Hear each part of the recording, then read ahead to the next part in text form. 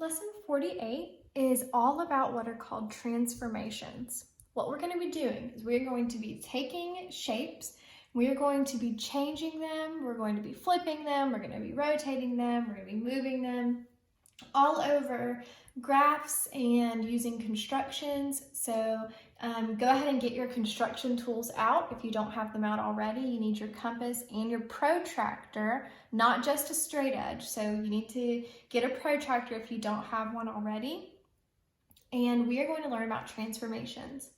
The three types of transformations we are going to learn about are called reflection, rotation, and translation. The general idea of them, reflection, is when you have a point or a shape. So say I have like a triangle and I want to reflect it over a line, which means I'm going to flip it over that line. So the reflection is going to be flipped over a line. We call it the axis of reflection. So we're going to take a shape or a point and we're going to flip it over a line. That's the general idea of reflection. Rotation is we're going to literally rotate it. So it'd be like if I was spinning something, if I take my pencil and I rotate it, I spin it. So rotation of this triangle would be something like if I rotated it, I would have this side up here, this side would be then going this way. So this would be this shape rotated. And then translation is going to be keeping the same shape, but just moving it somewhere.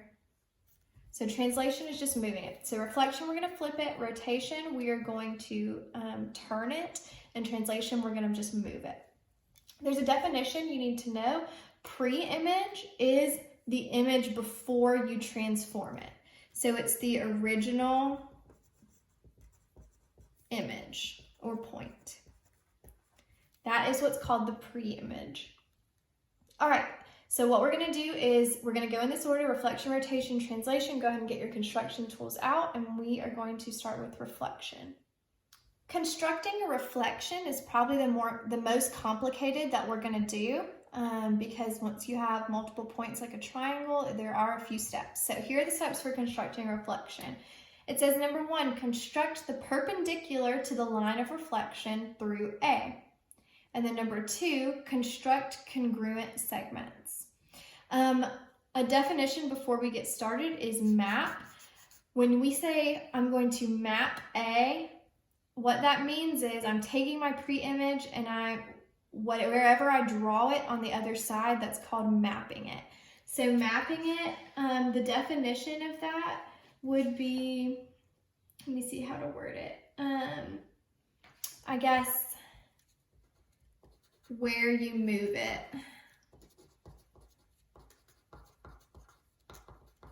When, not just for reflection, for any of the transformations. So when you transform a point or a shape. So that's called mapping. All right, so we are going to reflect point A over line R. So here's our line of reflection, here's our point. First step, construct the perpendicular to the line of reflection through A. So get your compass ready. What you need to do is construct a perpendicular line through this. If you don't remember how to do it, here's a quick refresher. You put the pointy end on A, and you're going to intersect with R on both sides of A.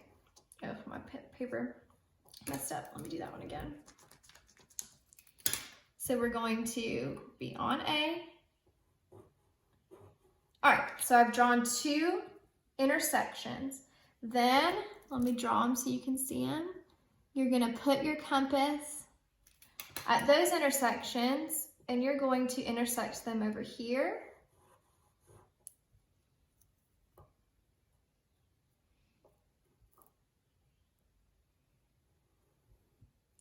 And where they intersect, if you connect it with A through R, you should get your perpendicular line. So this point right here, if you do it neatly, you should get your perpendicular line through A. All right, so that is a perpendicular line. Then, next step says construct congruent segments. So now we are going to figure out how long this segment is from A to R. And actually I can continue this line longer so that I have room. Okay. All right, so construct, figure out how long this is, and my compass is actually almost there.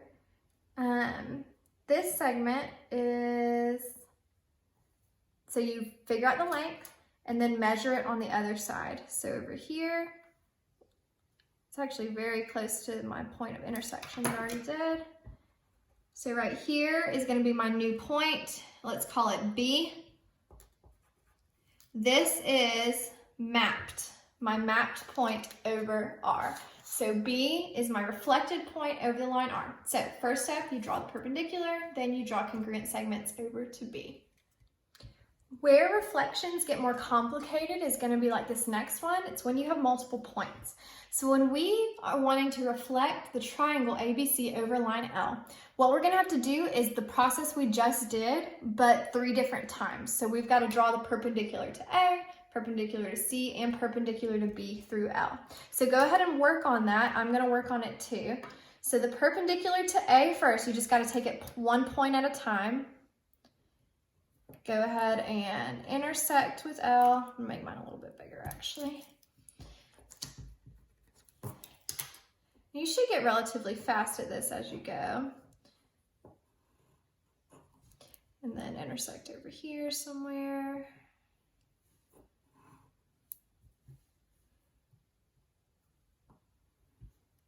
And then draw your perpendicular line.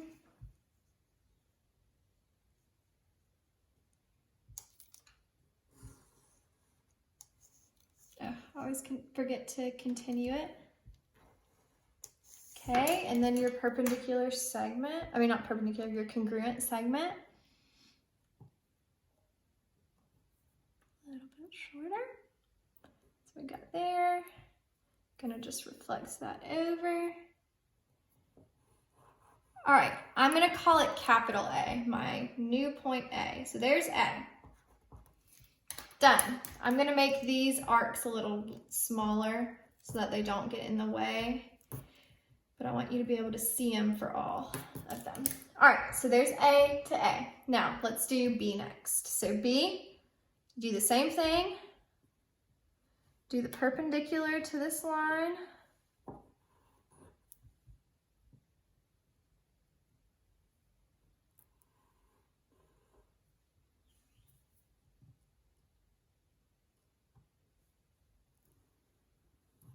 Oh, that was messy. And just keep it neat. Connect your lines.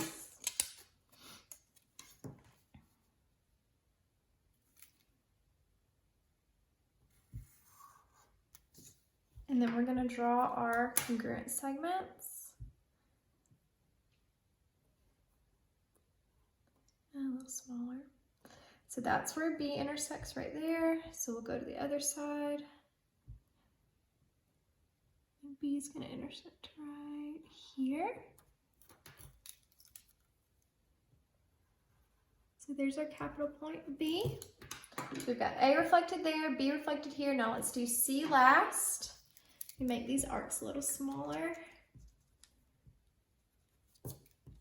All right, C, last one. C, it needs to cross L.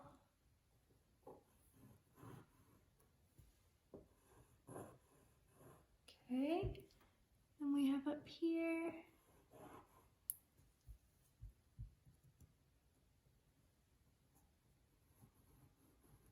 Okay, and then we're going to connect it.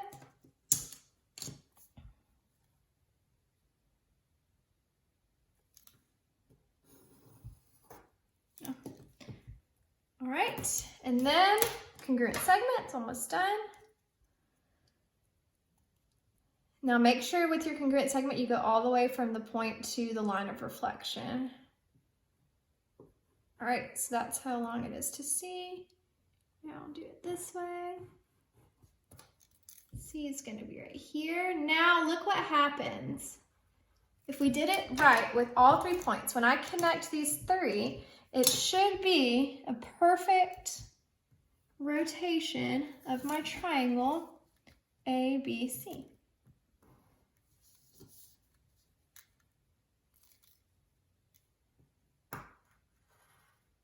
There we have it. So we have reflected ABC over the line.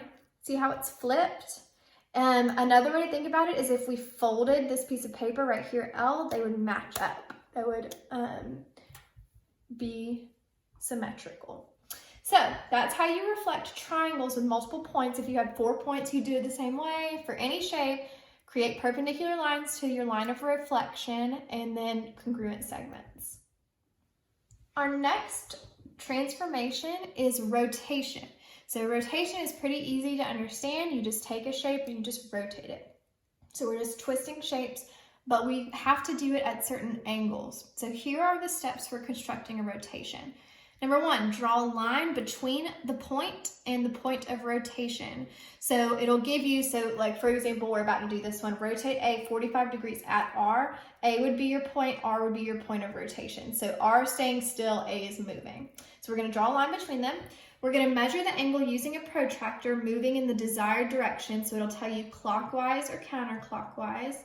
And then construct congruent segments. So I actually forgot to put that here, but we're gonna rotate a 45 degrees clockwise at R. So first, draw a line between the point and the point of rotation. So we're gonna draw a line between A and R. Now, clockwise, think about a clock, it goes this way. So that means A is going to be moving this way. So we need to measure our angle going that way. So we are going to rotate a 45 degrees counterclockwise at R. To do this, you put your protractor, put the dot that's in the middle right here on R, and then line up this line with your line. So we're going to line it up just like that. Now, we're moving this direction, so we want to use these measures right here up at the top, starting at 0 right here and moving this way, counterclockwise. So 45 degrees is going to be right here in between 40 and 50. So what we're going to do is use a ruler if you have one. I actually do not have a ruler right now at home, so I'm just going to use a piece of paper as a straight edge. And I'm going to connect R with 45 right here. So up here, 45, and I'm gonna draw my point, and then I'm actually gonna use my protractor to draw the line. So 45 degrees, connect it with R. All right, so that means this angle right here is 45 degrees. I've measured it. And we are going in the clockwise direction. And then last, we've measured the angle using the protractor. Last, we're gonna construct congruent segments. So you take your compass and figure out how far it is from R to A, and then construct that segment over here on this new line. And so this will be your new point. Let's just call it B. So A has moved that direction 45 degrees, and that is rotation. The last type of transformation we're going to talk about is translation. Translation is literally just sliding something around on the graph. So here is the key for translation. Each pre-image point, so your original point, and its corresponding image point, that's the new picture, make segments that are congruent and parallel. What that means is our shape doesn't change at all, and they all move. So you can see my shape. My triangle is not going to change shape at all, and it's all going to move the same direction, which means that the lines between it and its new point are going to be parallel. So here's the problem we're going to do. Translate ABC 10 units to the right and 2 units up. Here are my original points. A is negative 6, 4, B is negative 6, 1, and C is negative 2, 1.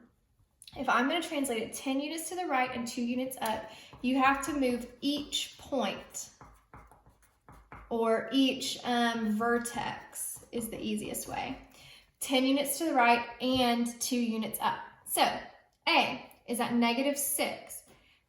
I'm going to translate it to If I'm going to the right, that's going to change my x value. I'll move from -6 this way. So what I have to do if I'm going 10 units to the right, I need to add 10 to -6 because I'm adding 10. I'm going in the positive direction. So 10 plus -6 is going to be 4. So my new x value is going to be 4. So I'm moving from -6, 1, 2, 3, 4, 5, 6, 7, 8, 9, 10. I'll be at 4. And then my y value, 4, I'm going to be moving 2 units up, which means I'll go from 4 to 6. So I added 2. So I should be at 4, 6. 1, 2, 3, 4. 1, 2, 3, 4, 5, 6. All right, so there's my new point A. Now, so A is now at 4, 6. Now you do B the same way. I'm at -6, 1.